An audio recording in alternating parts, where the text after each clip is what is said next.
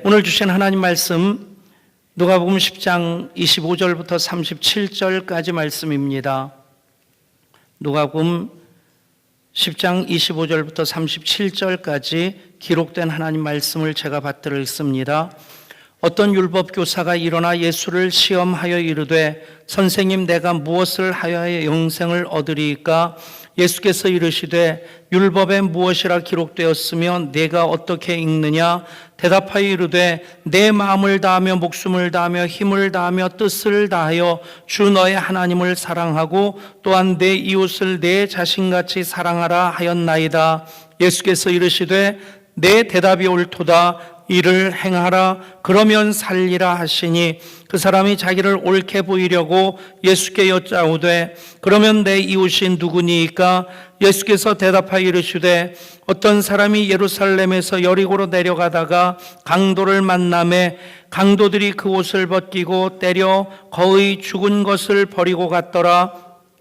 마침 한 제사장이 그 길로 내려가다가 그를 보고 피하여 지나가고 또 이와 같이 한 레위인도 그곳에 이르러 그를 보고 피하여 지나가되 어떤 사마리아 사람은 여행하는 중 거기 이르러 그를 보고 불쌍히 여겨 가까이 가서 기름과 포도주를 그 상처에 붓고 싸매고 자기 짐승에 태워 주막으로 데리고 가서 돌보아 주니라. 그 이튿날 그가 주막 주인에게 데나리온 둘을 내어주며 이르되 이 사람을 돌보아 주라. 비용이 더 들면 내가 돌아올 때에 갚으리라 하였으니 내 생각에는 세 사람 중에 누가 강도 만난 자의 이웃이 되겠느냐? 이르되 자비를 베푼 자니이다. 예수께서 이르시되 가서 너도 이와 같이 하라 하시니라. 아멘. 오늘도 생명의 공동체를 세우는 우리의 고백을 함께 읽으면서 말씀을 시작하겠습니다. 같이 읽습니다. 우리는 세상으로부터 보냄받은 하나님의 백성입니다. 또한 세상으로 보냄받은 그리스도의 제자입니다. 보냄받은 사명자로서 하나님을 기쁘게 찬양하는 성령 충만한 예배자가 되겠습니다.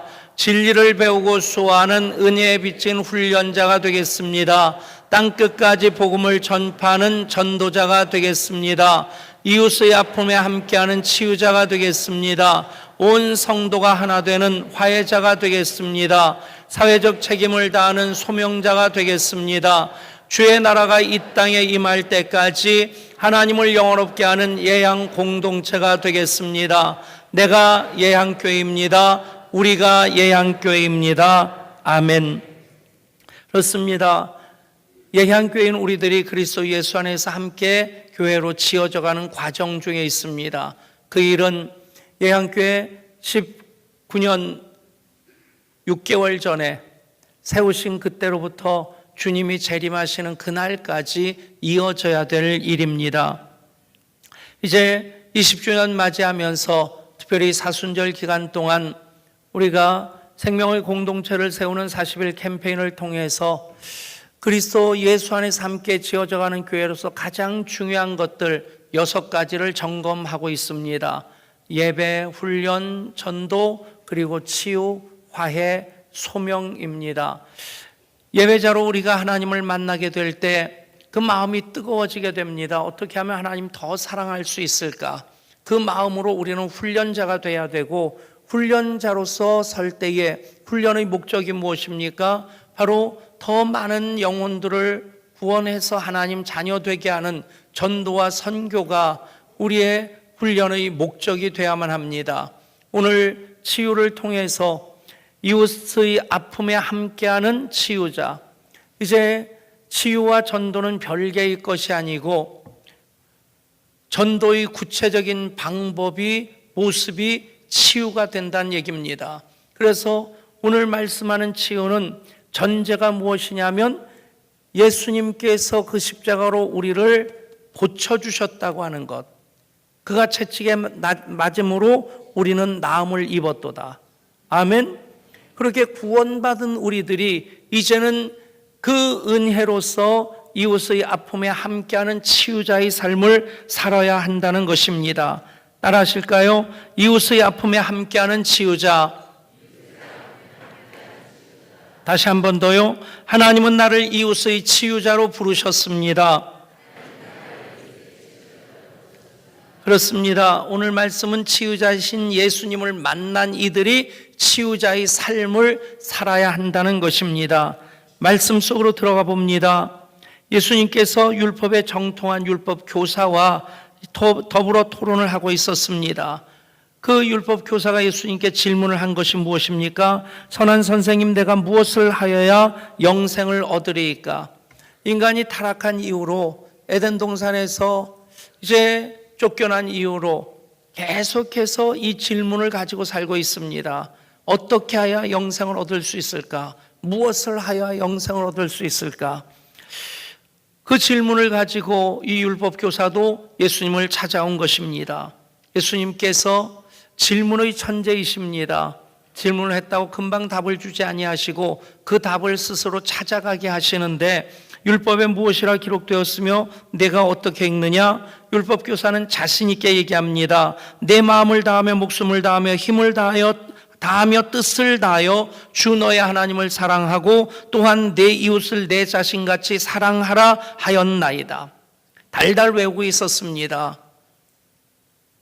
그때 예수님께서 또 말씀하시죠. 내 대답이 옳도다. 이를 행하라. 그러면 살리라.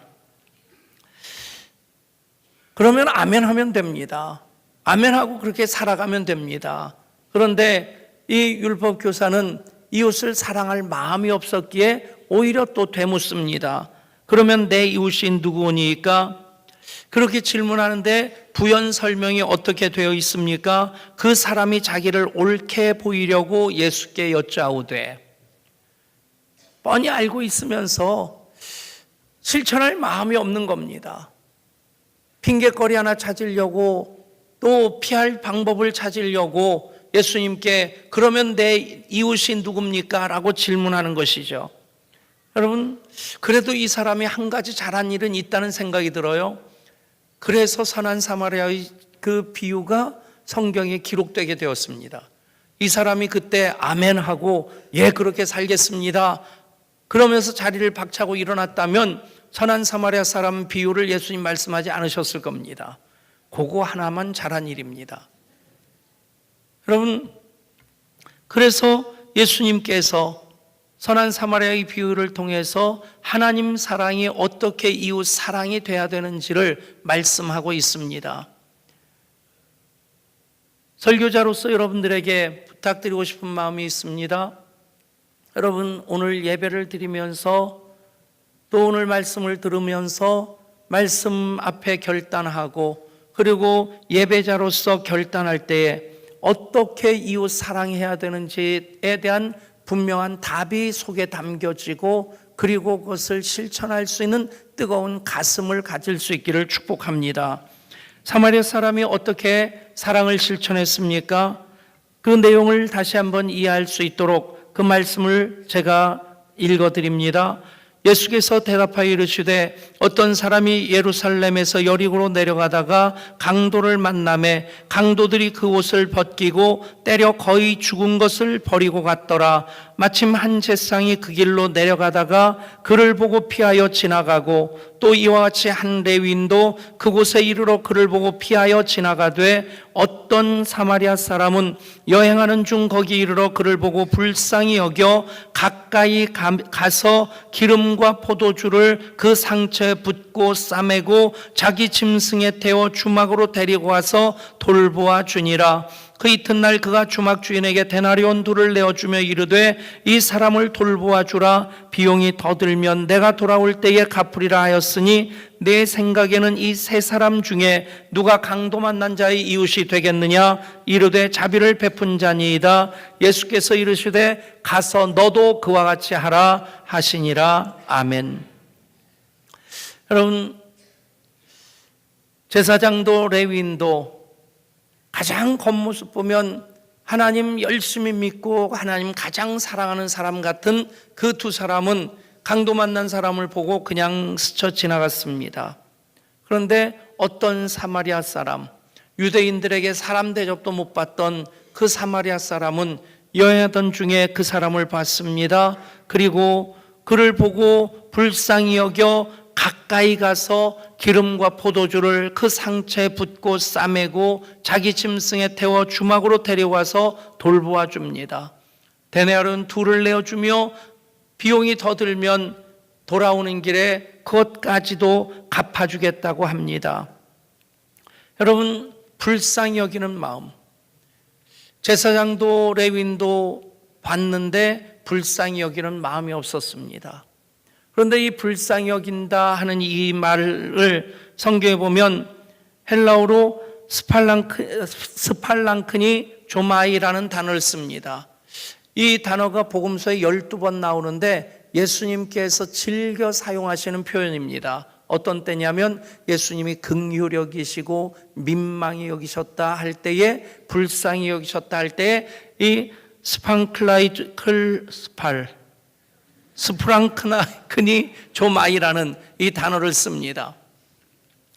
근데 이 단어의 원래의 뜻은 무엇이냐면 이 내장이 뒤틀릴 정도로 아픈 마음을 느낀다는 거예요.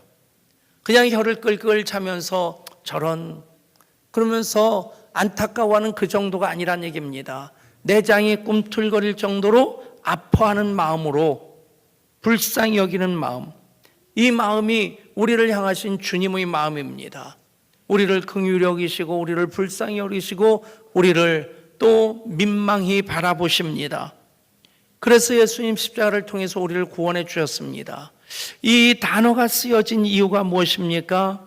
이 어떤 사마리아 사람이 강도 만난 사람을 보고 마음에 누구의 마음이 들었느냐? 예수님의 마음이 들어왔다는 얘기입니다. 여러분, 예수님처럼 불쌍히 여기는 마음이 우리 마음일 수 있기를 원합니다. 그리고 나서 가까이 가서 싸매고 돌보아 줍니다. 사실 불쌍히 여기는 마음만 있다면, 그것이 행동으로 연결되지 않는다면 아무런 결과도 없을 것입니다. 우리가 살아가는 이 세상 얼마나 많은 사건과 사고 속에 삽니까? 하루에도 정말 수십 명, 제 기억으로는 20명 가까이 우리나라에서 교통사고로 목숨을 잃는 걸로 알고 있는데, 그렇다고 한다면 그런 얘기들 뉴스에서 가끔 들으면서 여러분 얼마나 불쌍히 여깁니까? 그냥 혀를 끌끌 차고 그냥 정말 이 내장이 뒤틀릴 정도로 아픈 마음을 느끼는 정도라면 버스 한 대가 굴러가지고 뭐 불길에 휩싸였다든지 아니면 세월호가 그냥 바닷속에 빠져들어가는 그 장면을 생중계하는 것을 통해서 보게 될 때 이 불쌍히 여기는 마음이 있을 겁니다. 근데 대부분 거기서 끝입니다. 참 안 됐다 보면서 눈물까지 글썽거리고 눈물을 훔치기도 하는데 거기서 그칩니다. 그런데 이 사마리아 사람은 어떻게 합니까? 33절은 불쌍히 여겨라는 말씀으로 마무리되어지고 34절은 가까이 가서로 이어집니다. 불쌍히 여기는 마음만 가진 것이 아니라 가까이 갑니다. 그리고 싸매고 돌보아 줍니다. 여러분, 거기서 그치는 것 아니지 않습니까? 주막으로 데리고 가서 그를 돌보아 주고 또 그 비용을 두 데나리온을 지불하면서 더 들면 내가 돌아오는 길에 갚겠습니다. 끝까지 최선을 다합니다.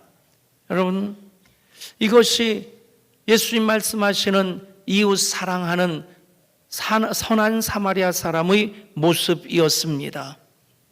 그리고 나서 주님 말씀하십니다. 가서 너도 그와 같이 하라. 가서 너도 이와 같이 하라. 여러분, 기록된 성경 말씀을 로고스라고 합니다.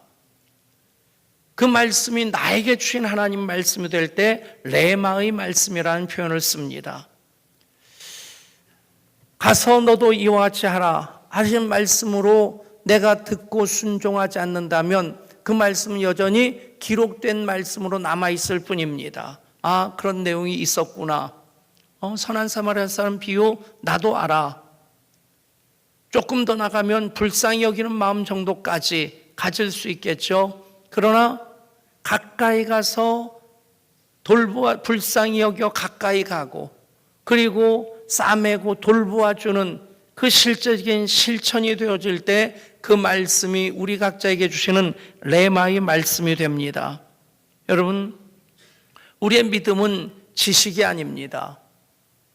깨닫는 것에 그쳐서도 안 됩니다. 말씀으로 살아가는 삶이 우리 믿음인 것을 기억하시길 바랍니다. 우리가 믿음으로 순종하지 않는다면, 믿음으로 살아가지 않는다면, 아는 것만 가지고 시험을 치른다면 점수는 맞을 수 있겠지만 그것이 우리의 영을 살게 하질 못합니다. 이를 행하라, 그러면 살리라. 여러분, 이미 구원받았는데 그것을 행하게 되면 우리 영이 생명력으로 충만하게 되고 그 생명의 역사를 다른 이들에게 흘려보낼 때에 치유받은 이로서 다른 이들을 치유하는 하나님의 일을 이뤄가게 될 줄 믿습니다. 신약 성경을 기록한 언어가 헬라어입니다. 헬라어인데 보통 우리가 소크라테스라든가 아리스토텔레스, 플라톤 같은 그런 철학자들이 쓴 헬라어는 고급 헬라어입니다.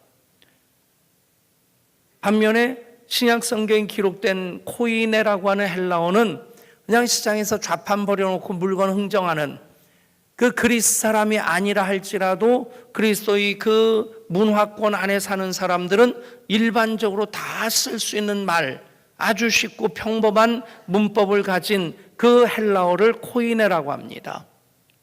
그런데 고급 헬라어로 기록하지 않은 뜻도 있겠고, 그런데 코이네라고 하는 헬라어가 지적으로는 고급스러운 단어를 표현하는 헬라어는 아니라 할지라도 굉장히 왜 하나님께서 이 코이네라는 헬라어를 사용하셨을까 하는 것들을 원어 성경을 이렇게 강독하다 보면 문득문득 느끼게 됩니다. 오늘 말씀에도 그 의미가 담겨져 있는데 여기서 굉장히 중요한 것이 숨겨져 있습니다. 우리 성경으로는 캐치할 수 없는 것인데 어떤 내용이냐면 제사장도 그냥 지나갔습니다. 레위인도 그냥 지나갔습니다.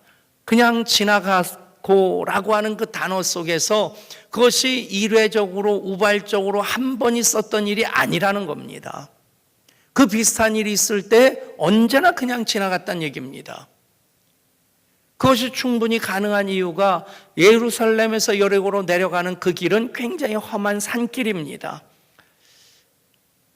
성지순례 가보면 여리고 쪽으로 가면서 예루살렘은 해발고도 800m, 서울 쪽으로 가다 보면 북한산 꼭대기가 853m인가 그럴 겁니다. 그 정도 높이의 예루살렘이 있었다고 생각하시면 됩니다. 반면에 여리고 쪽으로 가다 보면 커다란 표지판이 있습니다. 시 레벨, 거기까지가 바닷물 높이라는 거예요. 근데 그걸 표지판을 보고 그 아래로 그냥 내려갑니다. 그래서 여리고는 해수면 높이보다도 200m 정도 낮은 곳에 도시가 있습니다. 그러니까 거의 1000m나 고도가 차이가 나는 그곳, 굉장히 험한 산길인데 예수님께서 어떤 사람이 예루살렘에서 여리고로 내려가다가 라는 말씀을 하면 그 주위에 있는 사람들이 거기 되게 험한 길인데 얼마 전에 또 강도가 나왔다고 하던데 우리 동네 누구도 거기서 강도 맞아가지고 그래서 가진 거 다 뺏겼는데, 여러분 수도 없이 그 일이 일어나고 있는 지역이란 얘기입니다. 그러니까 이 제사장도 이 레위인도 한 번 지나가면서 그런 사람을 보고 어쩌다가 한 번 지나간 게 아니란 얘기죠. 그 일이 반복적으로 되어지고 있는 일이란 얘기입니다. 그렇다면 어떤 사마리아 사람도 마찬가지입니다. 그 사람이 어쩌다가 불쌍히 여겨서 가까이 가서 싸매고 돌보아 준 것이 아니라 그 일이 반복적으로 계속되는 행위라는 얘기입니다. 여러분, 우리의 신앙이 그래야 됩니다. 예배 한 번 드리고 끝나는 게 신앙이 아닙니다. 기도 한 번 하고 끝나는 게 신앙이 아닙니다. 전도 한 번 하고 손 터는 것이 신앙이 아니라 그것이 반복적으로 지속되는 삶이 되어질 때 살아있는 신앙이 되는 것 믿으시기를 바랍니다. 영문학자이며 수필가인 고 장영희 교수, 태어나서 첫돌 맞으면서 소아마 앞에 걸려서 두 발을 쓰질 못했습니다. 대학을 가려고 하는데 그 목발을 짚고 시험장에 갔는데 면접에서 떨어지는 겁니다. 나중에 이 장영희 학생이 면접관에게 당돌하게 얘기합니다. 교수님, 공부를 머리로 하는 것이지 발로 하는 겁니까? 그래서 대학에 합격이 됐어요. 계속해서 학문의 열정을 키워가다가 미국까지 유학 가서 박사학위 받고 와서 정말 열심히 강단에서 학생들을 가르치는 중에 암이 발병하고 암이 전이가 되어서 나중에는 쓰러질 때까지 그래도 그 강단을 지키고 또 여러 권의 책을 썼습니다. 그 장영희 교수 이야기 중에 이런 얘기가 있습니다. 하나님은 다시 일어서는 법을 가르치기 위해 넘어뜨린다고 나는 믿는다. 그러니까 암이 재발하는 가운데서도 포기하지 않고 넘어져도 다시 일어나는, 하나님께서 나를 넘어뜨리시는 것은 다시 일어나는 법을 가르치시고자 넘어뜨리시는 것이다. 그러면서 불굴의 의지로서 끝까지 강단을 지켰던 그 장영희 교수가 살아온 기적, 살아갈 기적이라는 책을 썼습니다. 거기 이런 얘기 나옵니다. 내가 살아보니까 사람들은 남의 삶에 그다지 관심이 많지 않다.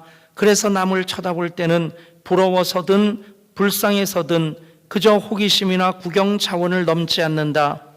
내가 살아보니까 정말이지 명품 핸드백을 들고 다니든 비닐봉지를 들고 다니든 중요한 것은 그 내용물이란 것이다. 내가 살아보니까 남들의 가치 기준에 따라 내 목표를 세우는 것이 얼마나 어리석고 나를 남과 비교하는 것이 얼마나 시간 낭비고 그렇게 함으로 내 가치를 깎아내리는 바보 같은 짓인 줄 알겠다는 것이다. 내가 살아보니까 결국 중요한 것은 껍데기가 아니고 알맹이이다. 겉모습이 아니라 마음이다. 예쁘고 잘생긴 사람은 TV에서 보거나 거리에서 구경하면 되고 내 실속 차리는 것이 더 중요하다. 재미있게 공부해서 실력 쌓고 진지하게 놀아서 경험 쌓고 내가 살아보니까 내가 주는 친절과 사랑은 미치는 적이 없다. 내가 남의 말만 듣고 월급 모아 주식이나 부동산에 투자한 것은 몽땅 다 망했지만 무심히 또는 의도적으로 한 작은 선행은 절대로 없어지지 않고 누군가의 마음에 고마움으로 남게 된다. 이분이 어느 날 지하극장에서 연극 관람을 하고 목발을 짚은 채로 계단을 올라가는데 관람객들은 이미 다 떠나간 이후에 목발 짚고 계단을 힘겹게 오르고 있었습니다. 그런데 누군가가 와서 그 앞에서 등을 대주더라는 거예요. 보니까 연극에 출연했던 유인촌 씨가 그 모습을 보고 등을 내어주더라는 거죠. 고마운 마음에 사양하지 않고 그 등에 엎혀서 올라오는데 느껴진 것이 무엇이냐면 그 유인촌 씨가 어쩌다가 한번 그 일을 하는 것이 아닌 것이 느껴졌다는 거예요. 자기 같은 사람이 있을 때 이 사람은 언제나 등을 내줬던 사람으로 어쩌다 하는 어색함이 아니라 정말 마음에서 우러나오는 익숙한 마음으로 그렇게 편하게 자기를 업어서 계단을 올려주더라는 것이죠. 여러분, 우리 신앙은 삶이 돼야만 합니다. 지식이 신앙의 출발은 될 수 있겠지만 완성이 아닙니다. 깨달음이 신앙의 내용물일 수 있겠지만 그것이 신앙의 목표는 아닙니다. 아는 것으로 신앙의 목표로 삼는다면 우리는 도사관 가서 책을 많이 읽으면 될 겁니다. 깨닫는 것으로 신앙의 목표를 삼는다면 자기 수도를 위해서 산속으로 들어가서 그냥 성경 읽고 묵상하고 기도하면서 그 시간을 보내면 될 것입니다. 하나님께서 이 세상 속에서 우리로 살게 하시는 것은 그 신앙을 삶으로 살아가라 하시는 것입니다. 맥도날드 목사님의 책 중에서 인도 수도사 이야기 실화를 소개하고 있습니다. 빌라스라는 수도사가 인도의 좁은 시골길을 자전거를 타고 걸어가는데 문득 느껴지는 것이 모든 소리가 없어지고 시간이 딱 멈춘 것 같은 정적이 느껴지더라는 거예요. 이게 뭐지? 그래서 자전거를 세우고 주변을 돌아보는데 옆에서 코브라가 몸을 바짝 세우고 그리고 혀를 날름거리면서 살기 띈 시선으로 쳐다보는데 그 시선이 향한 곳 끝을 보니까 새 한 마리가 겁에 질려서 바들바들 떨고 있더라는 것이죠. 얼마나 겁에 질렸으면 새가 날개짓하고 그냥 날아오르면 되는데 그 톡사이 토끼 오린 그 시선 때문에 꼼짝 못하고 얼어붙어 있는 그 모습을 보면서 이것 때문에 모든 것이 정지된 느낌이 왔구나. 그 순간 불쌍한 새를 살려주고 싶은데 또 언뜻 드는 생각이 거기서 소리를 질러서 새로 하여금 도망가게 하면 저 코브라가 나한테 덤비면 어떨까? 그런 생각이 스쳐 지나가는데 이미 생각은 정리가 안 됐는데 행동이 옮겨지더라는 거예요. 갑자기 발을 막 구르면서 와이 하고 소리 지르니까 이 새가 거의 겁에 질려서 꼼짝 못하고 바들바들 떨다가 갑자기 눈이 떠지더니 날개짓하면서 올라갔다는 거예요. 그리고는 코브라가 자기를 향해 쓱 돌리더래요. 그리고는 아무 일 없다는 듯이 숲속으로 그냥 사라져버리고 말더랍니다. 여러분, 여기서 맥도널드 목사님이 하는 얘기가 그겁니다. 이 빌라스 수도사가 어쩌다가 그 일을 한 번 하는 것이 아니라 수도사로서 항상 생명에 대해서 사랑에 대해서 언제나 묵상하고 기도하고 그것을 삶으로 살아가던 이기 때문에 사랑을 실천하는데 생명을 구하는데 언제나 그렇게 살아왔기 때문에 그런 환경에서도 그는 생각이 정리되기 이전에 그 행동을 실천부터 했다는 얘기입니다. 그렇습니다. 사랑은 말이 아니라 행동입니다. 사랑은 생각으로 하는 것이 아니라 손과 발로 하는 것입니다. 그래서 성경은 말씀합니다. 야고보서 2장 26절입니다.